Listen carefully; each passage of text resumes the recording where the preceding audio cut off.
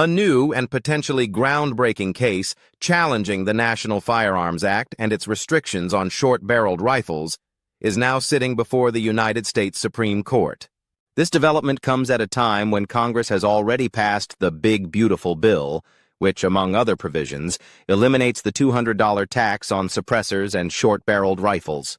That recent legislative change only makes this Supreme Court challenge even more significant, as the outcome could directly affect the legal standing of these restrictions nationwide. The case in question is United States v. Robinson. At its core, it asks the Supreme Court to decide whether the NFA's rules on short-barreled shotguns violate the Second Amendment. In the petition to the court, the argument is clear. These restrictions are unconstitutional as applied to short-barreled shotguns, and the precedent supporting them should be reconsidered. This case has already been through the lower courts. Previously, the 11th Circuit Court of Appeals heard the matter and upheld the NFA's restrictions, ruling that they do not violate the Second Amendment, even in light of the Supreme Court's more recent decision in New York State Rifle and Pistol Association v. Bruin. That ruling prompted the defendant, Mr. Robinson, to take his fight directly to the Supreme Court, asking them to reverse the 11th Circuit's decision.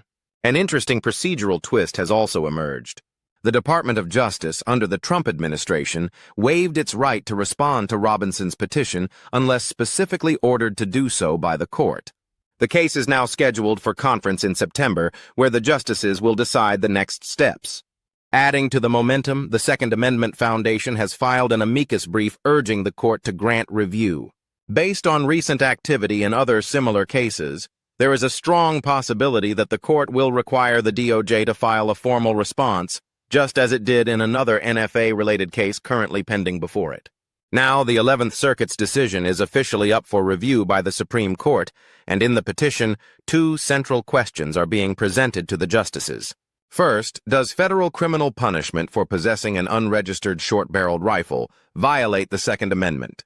Second, does that same punishment exceed Congress's taxing authority under Article 1, Section 8, Clause 1 of the Constitution, and also violate the 10th Amendment? Mr. Robinson's legal team rejects the idea that the Supreme Court's 1939 United States v. Miller decision means short-barreled rifles are not protected under the Second Amendment. They argue the opposite, that these firearms are indeed protected arms within the meaning of the Constitution. Under the Bruin decision, they say, the burden is on the federal government to demonstrate that there is a historical tradition of requiring registration and imposing taxes simply for the possession of these lawful arms. According to Robinson's attorneys, the government failed to meet that burden in the lower court, and for that reason, the 11th Circuit's ruling should be overturned. They further contend that the historical examples the government relies on are not valid comparisons. Colonial-era laws cited in defense of the NFA were not designed to restrict arms ownership, but to ensure the population was sufficiently armed for militia service. In other words, those laws were meant to equip citizens, not disarm them. This, they argue, is fundamentally different from what the NFA does by imposing criminal penalties and tax requirements for owning short-barreled rifles. Because of these points, Robinson is asking the Supreme Court to not only take the case, but to strike down the NFA's restrictions on short-barreled rifles altogether. As mentioned earlier, the Trump Department of Justice waived its opportunity to respond to the petition, stating it would only do so if the Supreme Court required it. However, support for Robinson's case is growing. Multiple organizations have filed amicus briefs urging the court to review the matter. One of the most notable briefs comes from the Second Amendment Foundation, SAF. In their filing, SAF makes the argument that while the Supreme Court often faces extremely complex legal questions, this is not one of them. They state plainly a short-barreled rifle is a firearm, an arm under the clear text of the Second Amendment. Therefore, any restriction on it must be supported by a demonstrated historical tradition, something the 11th Circuit failed to analyze properly. They go further, pointing out that the heavy tax imposed by the NFA has no close historical equivalent. In their view, that tax should fall for the same reason the restrictions should. There's no historical foundation for it. SAF also frames this case as an opportunity for the court to make an important clarification, that the Second Amendment applies to all commonly owned bearable arms. Several justices have already signaled an interest in addressing this question, including Justice Kavanaugh, who in a past statement noted that the court would likely need to address such issues within a term or two. The SAF brief argues there has already been more than enough percolation, meaning enough time for the lower courts to address these issues, and the results are clear. Certain courts continue to deliver rulings that sidestep or undermine the Supreme Court's Second Amendment precedents, especially in jurisdictions that ban widely owned firearms like the AR-15. According to SF, some lower courts are openly distorting the Bruin decision, and in a few cases, judges have even criticized their colleagues for, in their words, giving a judicial middle finger to the Supreme Court's rulings on gun rights. The petition and supporting briefs aim to highlight four main points for the court. 1. Short-barreled rifles are clearly arms under the Second Amendment. 2. There is no historical tradition supporting the NFA's restrictions on these firearms. 3. The 11th Circuit misinterpreted Miller. 4.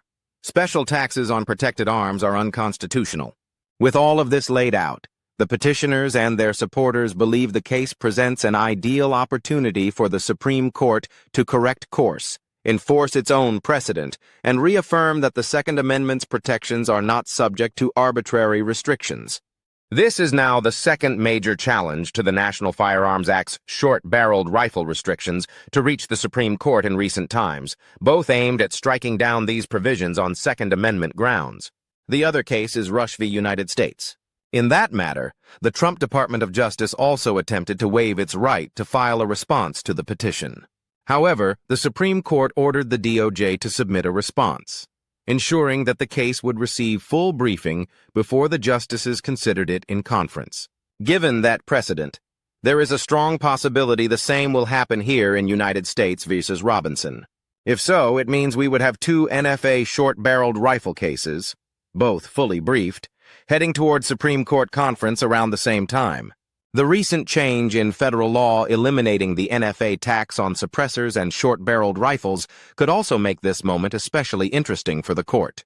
That legislative shift may create a unique enough legal question to capture the justices' attention and prompt them to finally address these types of restrictions head-on. In past decisions, including the denial of certiorari in the Snope case, several justices expressed interest in resolving broader questions about bans on certain categories of firearms. Whether the court ultimately chooses to address that through a short-barreled rifle challenge like Robinson's, or through a case involving so-called assault weapon bans, remains to be seen. What is clear right now is that the court has shown at least some willingness to engage with the issue of short-barreled rifles, as seen in Rush v. United States, and now faces another opportunity with Robinson's petition. With multiple amicus briefs urging review, the justices have before them a strong invitation to determine whether the NFA's restrictions are constitutional, and whether such limits can be placed on arms that are commonly owned by law-abiding citizens. That's where things stand in this new NFA short-barreled rifle challenge at the Supreme Court. We'll have to watch closely to see whether the justices take up the case, and if they do, what kind of ruling might reshape Second Amendment law going forward. We'll continue monitoring this case and the other pending NFA challenge closely. If you want to stay informed on the latest Supreme Court developments and how they could affect Second Amendment rights, be sure to subscribe and turn on notifications so you don't miss future updates.